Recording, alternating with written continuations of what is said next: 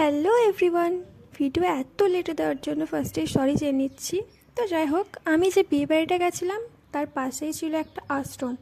তো বিকালবেলা মনে হয় না যে রুমের ভেতরে বসে থাকি, তো মনে হয় যে একটু বাইরে যাই, বাইরে গিয়ে একটু ঘোরাফেরা করি বা একটু গল্প করি। তাই আমরা এখানে আশ্রমটাতে চলে এসেছিলাম, যেহেতু সামনেই আশ্রমটা ছিল, মানে পাশেই। তো সবাই মিলে আমরা এখানে চলে এসেছিলাম, আর বৃষ্টি হয়েছিল যেহেতু, তার জন্য ওয়েদার তো খুব সুন্দর ছিল।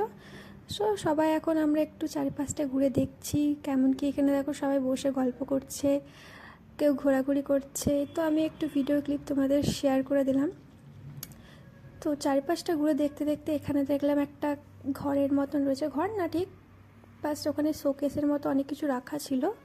তো এইটা লক ছিল যেহেতু, তার জন্য তো ভেতরে যেতে পারিনি। তো বাইরে থেকে আমি একটু ক্লিপ নিয়ে নিয়েছি, অনেক বই, তারপরে রামকৃষ্ণর ছবি। যেহেতু এটা আশ্রম, তার জন্য এখানে এরকমই ছিল। তো যাই হোক, আমাদের ঘোরা শেষ হয়ে গেছিলো। তো লাস্টে প্রণাম করে এবার আমরা একটা অন্য জায়গায় যাব। তো এরপরে আমরা কোথায় গেছিলাম তার জন্য তোমাদের নেক্সট ভিডিওতে আমি দেখাবো। তো এই ভিডিওটা এই পর্যন্তই, দেখা হচ্ছে নেক্সট ভিডিওতে।